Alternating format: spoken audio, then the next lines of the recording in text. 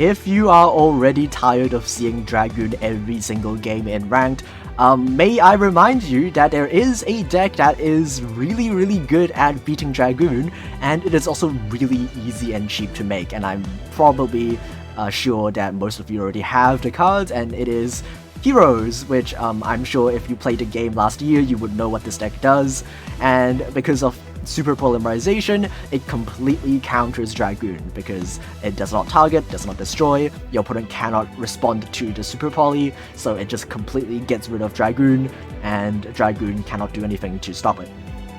So let me just talk about this deck real quick.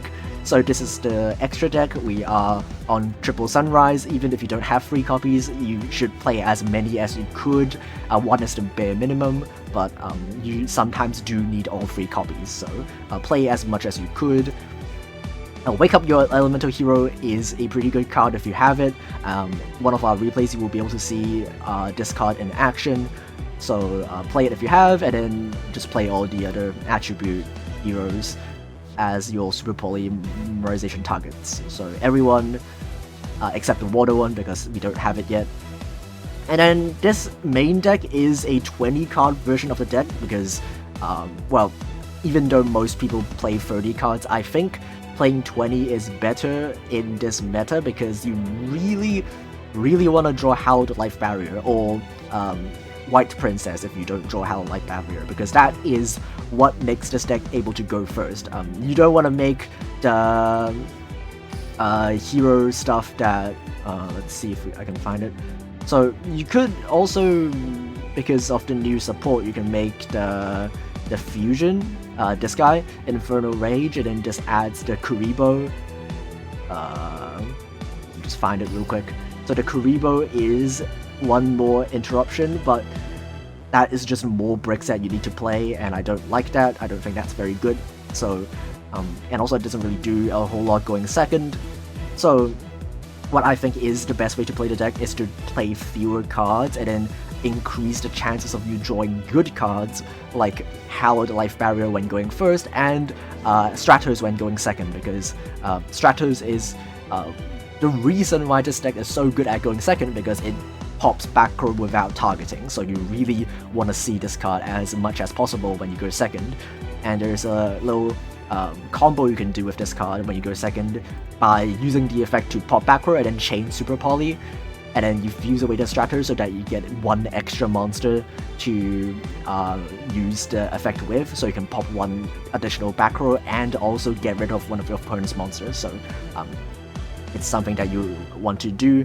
Also, I'm keeping this deck as cheap as possible, so I'm only playing 2 emergency calls because you only get 2 copies from the Friend Campaign structure deck, and also 1 Crosskeeper because it's from a structure deck.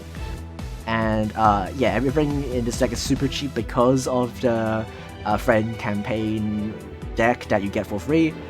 And with that said, let's actually have a look at 2 replays, one which we face against Dragoon and one where we play against a different deck. So our first game we're playing against Joey, which I'm sure you will be seeing a whole lot in Ranked, but we're not really afraid because we have literally a searchable out to Dragoon that works 100% of the time, so nothing to be worried about. But something that we will need to kind of play around is the Ritual monster, because if we use the Super Poly on the Dragoon, we cannot use it to get rid of the Ritual. But the Ritual isn't actually really that good. It only destroys monsters or back row. It doesn't negate anything. So what we can do is use our skill to grab Dragon level 10 and then just blow up all the Ritual monsters. Even if he chains the Ritual to destroy our Dragon, it will still resolve and then destroy everything that he has. So he's going to make a Dragoon. And what we plan to do is basically activate Super Poly to get rid of the Dragoon first, and then use Dragon level 10 to blow up all the Ritual monsters. He's gonna make 2 Ritual monsters because it's only a soft once per turn, and then this is when I realized that he does not have any cards in his hand, so he couldn't actually use the Dragoon Negate, which makes things a lot easier. But even if he does have a Negate, it's still fine because of the reasons I just talked about. So instead of using Super Poly first, we can just lead with Dragon level 10 because he couldn't negate it anyway. He will try to pop it, which is completely fine, we can still wipe the board. And then he realizes that he can he dies to Super Poly, and he's just gonna scoop before we can even do that. Okay, for our next game, we're playing against Dark Magician, which technically also has Dragoon, but he doesn't make it in this game, so this is basically to show what this deck does against different decks that don't play Dragoon. So we're going first. Let me show you what this deck does.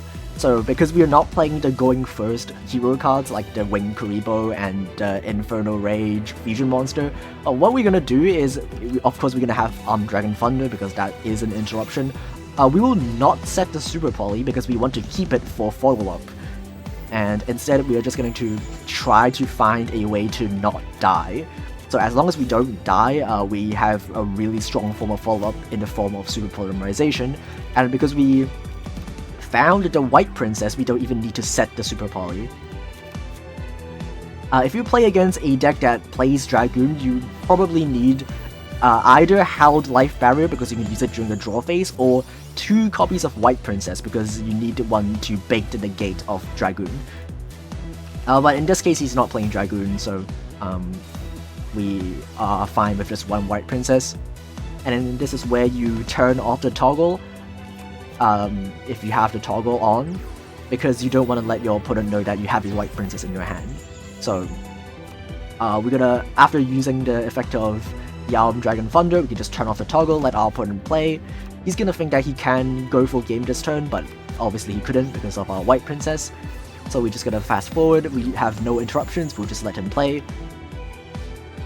And then when he lowers his guard and then makes a board that has fewer interruptions than he needs to, this is when our deck shines, because not a lot of people play around hand traps like White Princess. So he's gonna summon a whole bunch of monsters, probably playing around Kiteroid, trying to, at least. But we have White Princess, so that doesn't really matter. We know that that's a set copy of Dark Magic Expanded, which isn't really an interruption, it just makes his monsters really difficult to get rid of. But we do have an out, as you will be able to see later, so we'll just make a fusion monster first to just have more warriors in our hand to be able to use our skill.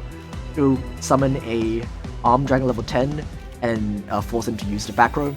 He will use the Dark Magic Expanded, and that will protect his 2 Dark Spellcaster monsters, and we will still be able to get rid of the other 2.